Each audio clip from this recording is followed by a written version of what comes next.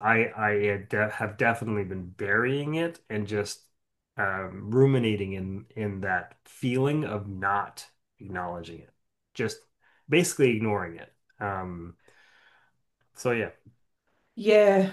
And that does so much damage, right? Because you just get more resentment and more frustrated and and then I find when that happens, because I may or may not have done that myself at times, um, uh, is that then I get frustrated for not even about what I'm currently doing and nobody seems to be helping, but it seems to then have a flow-on effect.